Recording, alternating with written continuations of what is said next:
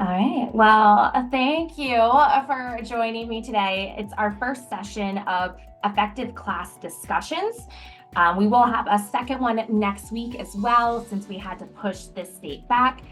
Student discourse is incredibly important, and today we're going to dive into how we can engage our students and discuss what meaningful discussions look like. Talking about discussions is a little awkward sometimes, but we want to make sure that we look at all modalities and how important discussions are. So for today's session, I've kind of divided it up into 4 different segments. We're going to start with why are classroom discussions important? I know most instructors already use discussions in courses, but we want to take a look at how it benefits our students and honestly, how it benefits instructors as well. We're going to take a look at 2 different types of course discussions and their individual benefits so you can think about where they fit into your course. And we're also going to discuss what makes an effective discussion, what factors contribute to the success. And finally, we always love when we can give you some ideas that you can bring to life in your courses right away. So we're going to discover specific strategies to develop effective online discussions for all modalities, even your in-person courses. And I know I've gotten to meet most of you over the last few weeks with Lunch and Learn. I'm Jenna Cinnamon. I'm one of the instructional designers. Laura Thompson will be back with us next week, and she's looking forward to part 2 of this session. So I know we have a small group today, so by all means, feel free to unmute or still put it in the chat for us. But why do you use discussions in your courses currently? Or do you not?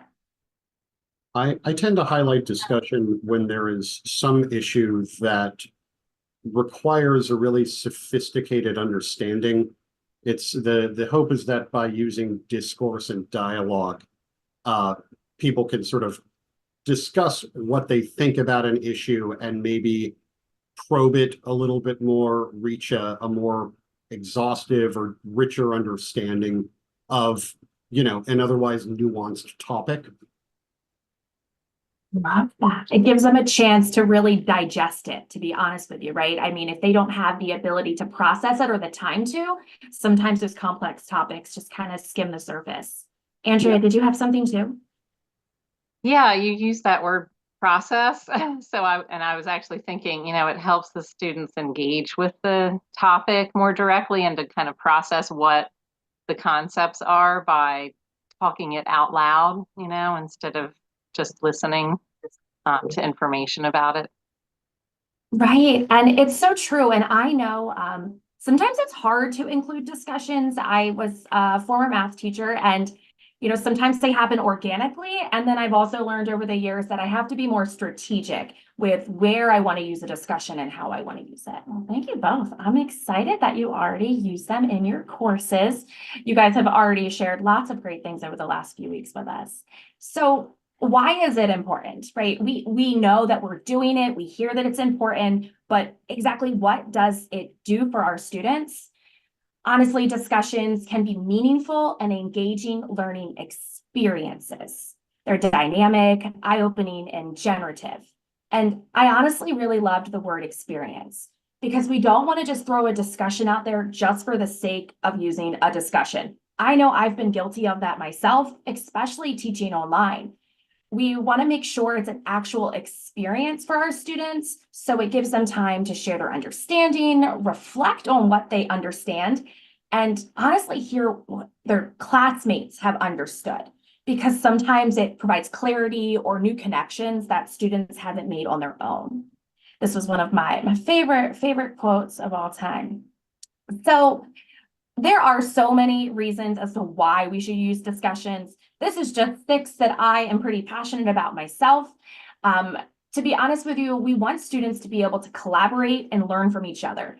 As an adult in the workforce, that's what we have to do. We constantly collaborate with others, and we want to be lifelong learners, and we want to teach our students to do that as well. To be honest with you, we want them to be empowered to take part in that conversation of a discussion. We want them to be active listeners, but also contributors as well. Critical thinking skills kind of builds off of what Steph said and Andrea said. we want to intentionally incorporate opportunities for critical thinking in our courses. Think of the Bloom's taxonomy, that great little pyramid. We don't want everything to be surface level questions where they're just regurgitating the information, but we want them to actually, think through the process of learning and make those meaningful connections with their prior knowledge and things that are to come. Now, over the last several sessions, we've talked a lot about like active learning and engagement and motivation, and discussions are an easy way to do that. But like I said before, it's not just hey, let's talk about it. So we're going to talk about how to frame a discussion to really get the students engaged and to also put them in the driver's seat for their learning. And I'll be honest, one of my favorite things with teaching is to be able to circulate the room and hear the thinking of the students. So when they're having a discussion, it provides instructors an opportunity to gather formative information, formative assessments of, okay, did my students get it? Did they not? Or if the discussion's virtually online, it gives the instructor a chance to be, oh, that's a really muddy point. I might need to address this class-wide. Or maybe I just need to touch base with that individual student. And of course, communication skills, I've never took the time until I became an older adult of learning how to communicate with others. And I think a lot of adults still struggle with that. I know it's something I try to work on every day. And in our classrooms and in our courses, even online, teaching students how to have a productive conversation will really help their communication skills, because we want everything we teach them to be transferable to the rest of their lives, especially in their workforce. So we're going to take a look at two different types of course discussions. And as I go through these two, I want us to kind of reframe our thinking of the words synchronous and asynchronous, because a lot of times I know when I think of synchronous, I just think of my Zoom class, but that's not just synchronous. Synchronous can also be high flex. It can also be in person, or synchronous could even be during student hours. And there's some students who attend at the same time to get support. So we're going to take a look at these two buckets and kind of the benefits that each of them offer. So when we think about asynchronous, this is, for example, something that's taking place outside of class time. So it can be used for any modality we currently offer here at Delaware Tech, for our online async and for our in-person and everything in between. It's a really cool way to extend classroom conversations. Just because we're in person doesn't mean we need to do every activity in person. We want to give students the opportunity to digest what we've taught them and extend their understanding. And it honestly gives a great space for students to ask questions in a non-threatening environment. We've talked about so many times now the muddiest point, and I know it sounds overplayed, like think, pair, share, but I see it more and more in classes and courses and D2L here at Delaware Tech, and I absolutely love it. Our students are even using that phrase. They know what a muddiest point discussion board is for, what its purpose, and then they can go there for support. And we want to give additional opportunities for students to engage with the instructor and also with their peers. It's all about RSI. We want to have this important interactions that's meaningful, but also building that sense of community. So sometimes an asynchronous discussion could be a discussion board post in D2L, absolutely. But we're going to talk about a few other ways to have those online discussions. And also, even if we use D2L discussion board, how to make them a little more engaging and interesting instead of just respond to this question and reply to 2 by Sunday. Now, for synchronous, this is where it's taking place in real time. So this could be in-person courses or online synchronous courses as well. These or both of those fall in that synchronous bucket. And it really helps to promote that simultaneous engagement. And I think that's so important as we continue to expand our high flex courses, where students have the flexibility to come in person or join online. by having a discussion that works across those two modalities is really nice to build that community, because students really do bounce between the two types. And finally, with synchronous, it doesn't have to be planned intentionally ahead of time. But as I've learned over the years, it really helps. But sometimes as educators, we notice that things happen organically. And that's so cool to have those moments, but it doesn't hurt to have some strategic discussions in your back pocket to pull out at times throughout your lessons and in your courses. So some benefits. There are pros and cons. I'll be honest, there's no perfect fix to having effective discussions. But when you use the asynchronous model, it really provides that flexibility, right? The students can sit down and participate in that discussion whenever it works in their schedule. Yes, we usually have due dates and guidelines and things like that.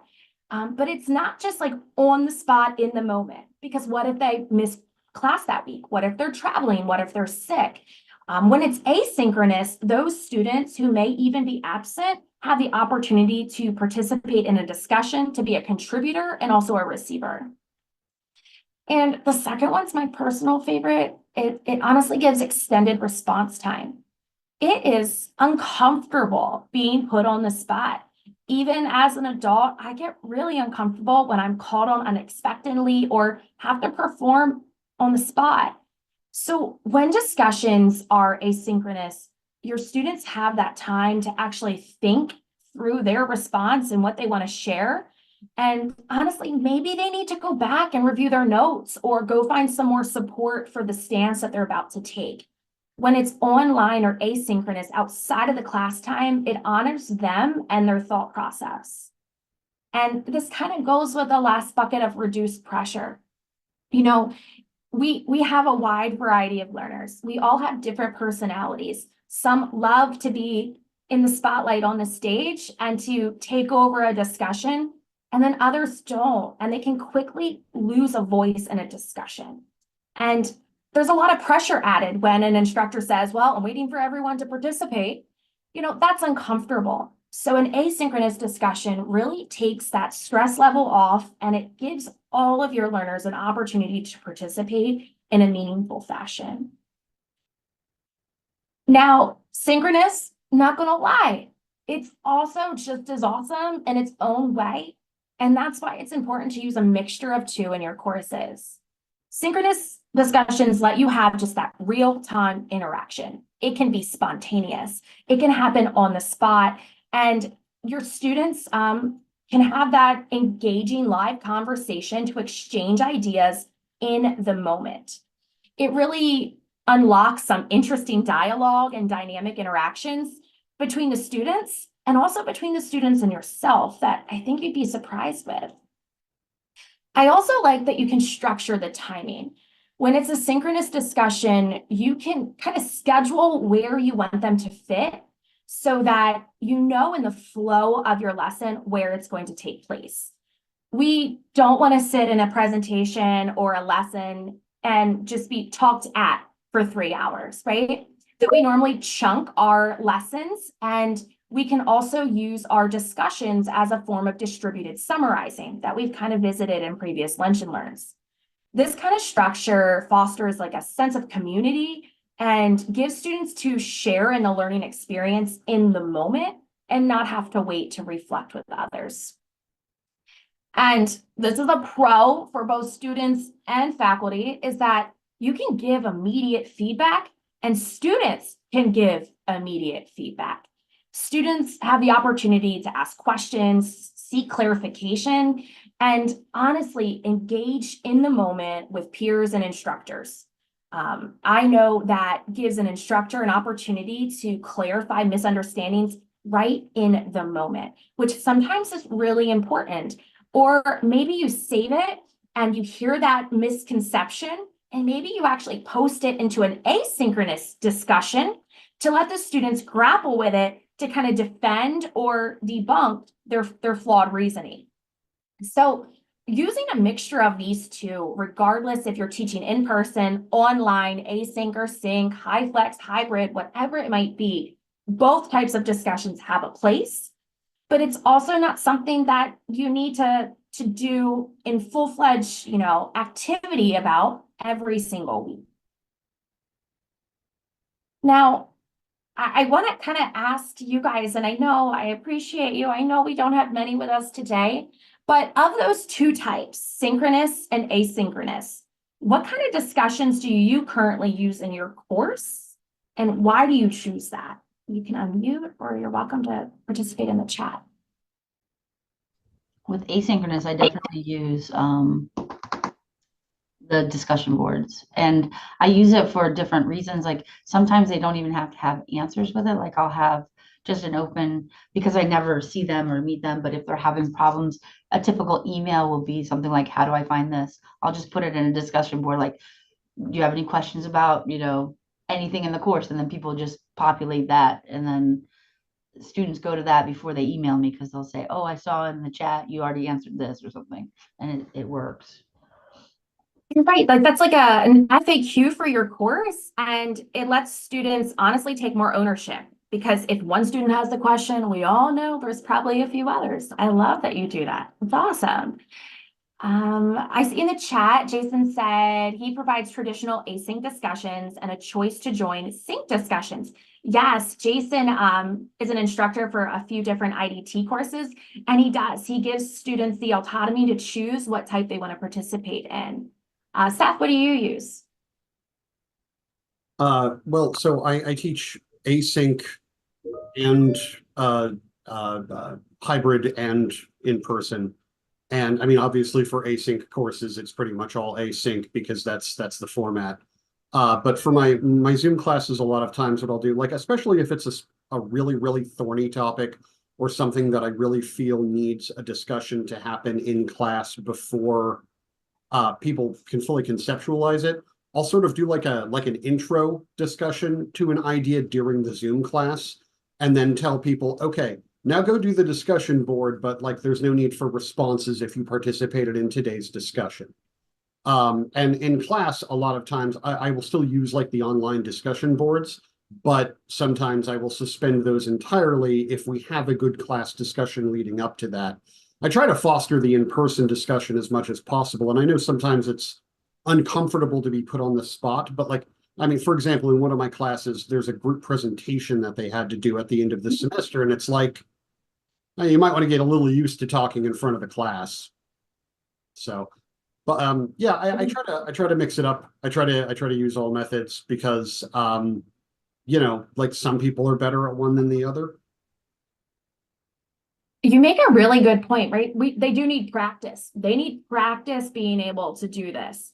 And I also like how you said that, there may be a discussion board that lives in your D2L course, but you did it in person. So you don't need to make them do double the work, right? You have that autonomy as an educator to still go in and issue the grade or whatever it might be in the course. But you can flip between the two. I love it. Christina says use discussion boards for async. Absolutely. Same thing for Andrea, for like the conversation in async. And Mary shared that they try to encourage the sync discussion in SSC 100, right? When our students first come to us, because they want to build that sense of community and how to communicate with others as they start their journey with us. I love it. I love that you guys are already doing a lot of this great work with your students. So we're going to talk about like what do we do that makes these discussions effective? What are I'm going to kind of put it into 4 buckets of what I think and what some of the research shows makes our discussions the most effective. Do you guys have any ideas or words that come to mind about what's an effective discussion? I know for me, what comes to mind is participation. Are there any words like engagement? Seth, yeah, that goes with participation. I agree. Any other words that come to mind? Relevant. I love that, right? We don't want to have a discussion just to have a discussion. Meaningful response, absolutely. Sometimes I'm guilty of it too, right? We talk just to talk, just to fill up a time, and that's not the purpose of it. So as an educator, we can kind of look at like four things to really guide our discussions. We want them to be carefully prepared. Good discussions don't just happen often, maybe sometimes. We have to plan for them strategically. This takes time, and we also have to be willing to try something new. And if it doesn't work, we have to be willing to try again. And I know that's frustrating sometimes, even myself. I think I've made a great lesson, and then I realized it was trash.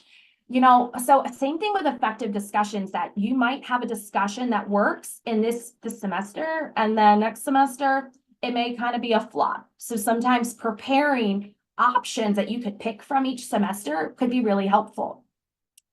And effective discussions go beyond just simple statements or simple questions. We don't want to give them questions that they can just give one-word answers to. We want to get to those higher level thinking skills of analyze, maybe develop something, it could be an argument, and giving them that chance to compare, evaluate, and even critique the understanding of others.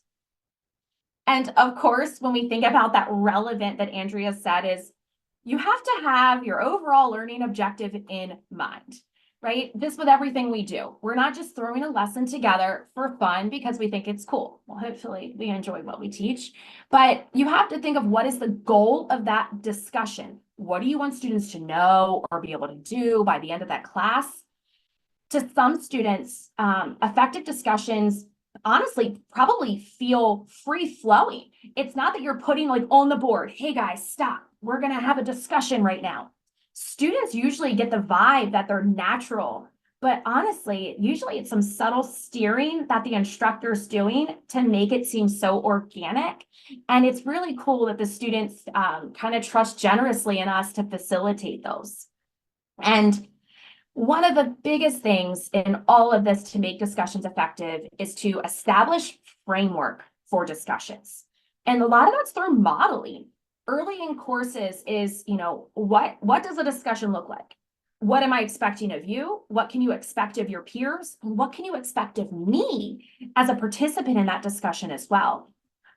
You also want to kind of outline the significance, like why are we doing these discussions? Because we all know our students take a lot of classes, and maybe you're doing a lot of icebreaker discussion boards introducing who they are across all the courses. So sometimes we need to just pause and put the student perspective in mind so that we can kind of broaden their communication and discussions and make it a little more engaging for them over the time with us. Now, my favorite part of Lunch and Learn is well, what can I do now? And we're going to take a look at some strategies for effective online discussions. And the online discussions will work for all modalities, right? Our in-person can still participate in an online discussion. And of course, our async online, use that as their primary focus. So these topics, or these 6 items I'm going to share with you, can be used in any of the modalities. And I'm hoping that you'll be inspired to try one of them out. This is another one of my great quotes that I really think it resonated with me big time, to think that you want to assign a discussion when there is a conversation to be had. You're not going to just put a discussion for students to just answer a prompt, and then every student's answering the same exact prompt and reading other people's answers and moving on. You have to think about, where does a conversation fit in that? And it could still be responses to prompts, but then you have to educate your students. Well, how do I turn that into a conversation? How do I engage back with my peers and say, hey, I really agreed with your response. I didn't think about that when I wrote mine. And I think it's something that's really important that I should have considered and I didn't. Or part of the conversation is, the students providing resources to others to support these stances or the responses that they've provided. So we're looking for conversations and not just a low-level discussion to do Q&A with. So our first 3 of online discussion strategies is we can use D2L discussion boards. Yes, I know if you survey our students, you're probably going to get some mixed opinions. You'll probably get some mixed opinions from faculty as well. Let's all be honest. It's one of the tools that we have. So our first one is beyond the written word. Can we use discussion boards? Absolutely. And if we do, we need to make it engaging. Online discussions, though, can happen in other tools such as Flip. Flip is a great resource that I know we've talked about before here. A lot of instructors already use Flip, and it's free. We don't want you to be afraid to explore, but we also don't want to add extra workload. CCIT has actually already developed a reference guide for both D2L discussions and Flip. The D2L discussion board reference guide kind of highlights students' choice when they make a post to a discussion board or even reply. There are cool features. Students can record videos to make posts right in D2L. They can upload pictures or graphics. And you have to teach our students. Yes, they're mostly good with technology. I know that, but there's still a lot that aren't. So by putting specifically in our directions of, hey, you don't just need to give us words. You can share your thinking in other fashions to communicate with your classmates. And the same thing with our Flip reference guide. It even shows you how to embed a Flip right in D2L if you're thinking, well, I don't want my students just to have to go to one more place to participate. Great, you can actually integrate it in your online course as well. So beyond the written word is giving students the opportunity to discuss through video, audio, images, or other media types. For the guessing game, this is a kind of fun activity. So it's still in a discussion format, can still be in a forum in D2L, but participants craft posts that describe concepts or examples for others to guess. So for example, one of the things that I saw that I loved was students create their own text chain, okay? But it has to represent two characters or influential figures from a course discussion. So maybe I'm teaching a history course and there's two influential figures from a time period. And I'm going to create a conversation that would go between a text message if they had them then. And the other students have to kind of guess, like, who are they trying to capture? What concept are they trying to relate to? In more of a fun way, instead of just tell me about so-and-so from 1700. So giving the students some critical thinking skills of what would they say? How would they say it? It's kind of a fun activity. And the third one I've used a lot in my own practice is flawed design. I know as a former math teacher, there were many times I solved a problem wrong on purpose because I wanted my students to call me out on it and to be able to do that error analysis, to be like, oh, Miss Cinnamon, what is that? That's not what you do here, because that's how they learn. So a flawed design is that same mentality. Learners are going to intentionally create a flawed example or flawed solution, and their peers are going to critique to see if they can spot the flaw. Like, what did they do wrong? And sometimes you're probably going to have more than one flaw so that several students can like try to catch it. I think of it with social media. I'm going to age myself with Facebook. People will post math problems that use order of operations. And you see all the people commenting, all the different math solutions that they think it is, because PEMDAS is a little confusing for some. So it's just that mentality to like get students to think and they're still engaging with the content. I love flawed design. A lot of people might refer to it as error analysis, and students usually really enjoy it. And my last three is a virtual scavenger hunt. Now, it can be a fun one, right? It can be an icebreaker. I know I've participated in some fun ones myself, like go find something red in your house and you bring it back and it starts a conversation.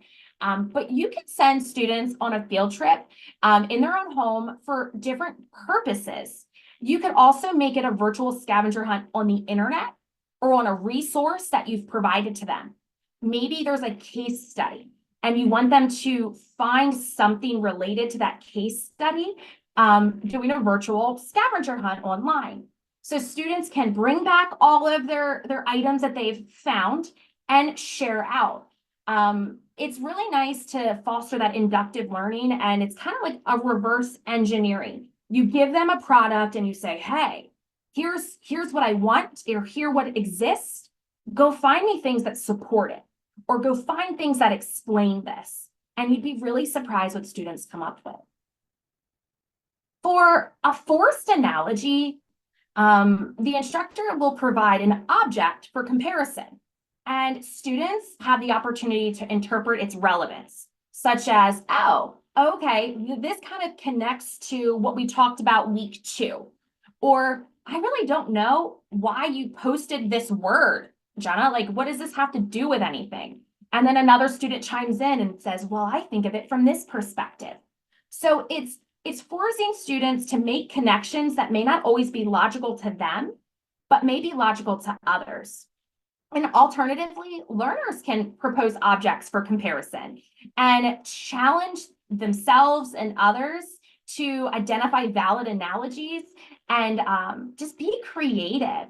So that peer interaction is really cool to see that, oh, so-and-so thought of it this way, but I thought of it this way. So you're forcing them to make those connections, and there may not be a correct answer. It may just be really cool to see what your students have interpreted. And finally, hashtag that. I think hashtags are still a thing. I don't know. Sometimes I feel like I'm still in the world of MySpace, but when we have our online learners, they're not in a room together, right? So they're dispersed, and we can give them some unique challenges, kind of similar to that virtual scavenger hunt. In a hashtag that activity, you can challenge students to go find something in person, online, whatever it might be. Maybe it's an image that represents something. And then they post it to the discussion board and ask their classmates to hashtag that. Like, what is this? Why did she post a picture of her socks? Oh, hashtag World Down Syndrome Day. That's why she posted crazy socks. So it's that critical thinking of, oh, okay, she posted an image of this. What does that relate to? Or why did she think that related to the topic that our instructor provided? So it's really unique and gets students to think abstractly, which I know sometimes is hard. It's hard for me as a linear thinker, but it's just really cool to get students to participate in discussions beyond words. So I went through, I know pretty quickly, Lunch and Learn is always so fast, six different things. Beyond the written word is by using things like video and audio to get students to have a discussion. Virtual scavenger hunt was finding something in their house or online and sharing it as like a resource with their class. Forced analogy is when students are really forced to make a connection to a topic or object that's posted. Guessing game is that other fun one where there was that text conversation and students had to guess who was talking, who was person A, who was person B. Flawed design was that error analysis that I really liked. And hashtag that is where an image is posted and students get to give it a hashtag to see how it's related to the content in your course. So of these 6, you can either come off mute or maybe put in the chat if there's one that you like the best so far. Jason said flawed design. Seth said forced analogy, guessing game, flawed design. Right. It's really hard for me sometimes to think outside of my math bubble. I am not going to lie to you. So it's really nice to hear, because we come from all different departments, what you guys have, virtual scavenger hunt, guessing game. Yeah, there's so many cool things. Even with a guessing game, maybe you post a video and you ask them, why is this relevant? And they kind of have to see where it fits.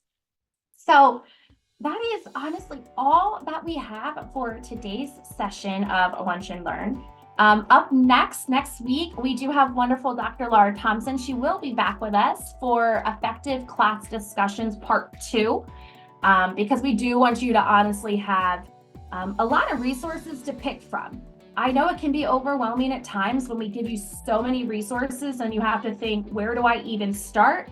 And we just kind of want you to just start thinking about that. We know this semester is coming to a close so quickly, which is crazy to think. But these are even things that you could do down the road or just ponder as you do your lesson planning for upcoming semesters. Yeah, Seth, what's up? I was just curious, since we're sort of on the subject now, do you have any generalized tips for like fostering engagement or participation, especially in classroom discussion? Because like I know, when it's asynchronous, it's part of the grade, they're going to do it, right? But a lot of class, like I get the same 2 or 3 people who are really interested in talking and nobody else. And even if I try to like defer to somebody else or say, hey, like, I want to hear from some other people in the class or something like that, it's like, like Bill Hicks said, like a dog shown a card trick, just a bunch of people like, I like, how do you move past that? Honestly, I personally loved when there were in-person opportunities for anonymous engagement. So for example, sticky notes, index cards, things like that. Posting even to like a Slido word cloud or Padlet. I know we want them to work on their oral communication skills, like let's be real. But it's really nice that you could give them maybe a less threatening way in person that, okay, I don't want to talk, I've had a rough day, but I'll still play along and I'll write an answer. And I also think it's a lot about that personal connection, right? That one student finally participates. You better believe I'm gonna send them an email after class and be like, I love that you said that. Like, I was hoping someone mentioned that. But you're right, Seth, it's become not really an expectation, I think. And a lot of people fly under the radar. We do. Like this morning, I was doing a lecture and I had a hypothetical scenario and then gave people some Slido multiple choice questions. And I got a better response out of that. I have a class of 22 people. I have 16 of them show up for the lecture and I get 9 or 10 of them to like participate in the Slido. And that's a win. It is a win. Yeah, you're right. That is a win.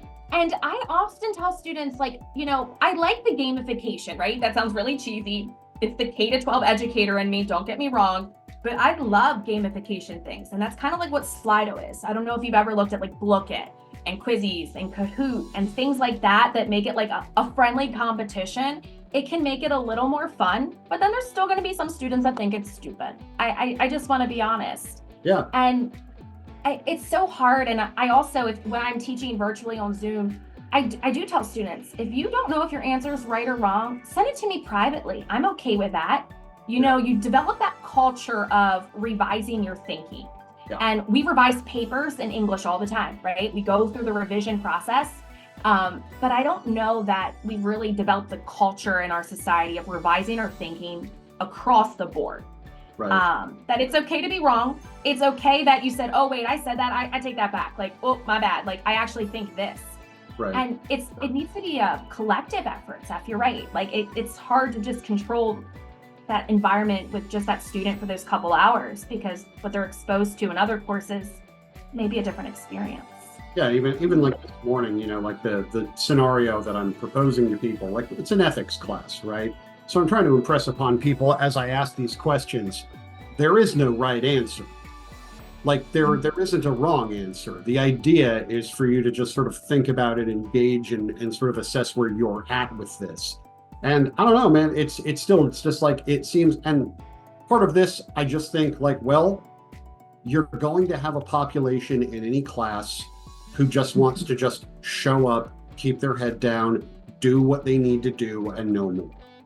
And, I accept that, but yeah, I mean, like, I'm curious to learn about any pedagogical methods that sort of help foster an environment where people want to participate in the discussion. It's almost like that incentivizing. How do we incentivize that without grading it, right? I mean, there's like that fine line of that. And you're right, we're going to build upon in-person strategies specifically in our next session next week, because you're right. Now that we're back in the real world, it's harder for people to fly under the radar in these synchronous settings. And we don't want them to, or at least we want to try to encourage them to participate, to say the least. Oh, cool. Looking Um, forward. Yeah, you guys are wonderful, and I truly appreciate you showing up on the day before a long weekend and a holiday, because let's be real, I think you guys are probably ready to check out for a little bit as well. I do have the QR code to our CCIT survey that if you could please fill that out. I'll also drop it in the chat because we really want to improve this and continue to do what you want and what you need for your students. So if you have any suggestions, send them our way. Laura and I also handle the newsletter for CCIT. So if you have any exciting experiences that for yourself or with your students or colleagues, please share them with us because we'd love to also highlight them and see what you guys are doing. But thank you guys for coming today. And if you have any questions, you're welcome to hang around. But other than that, have a great weekend.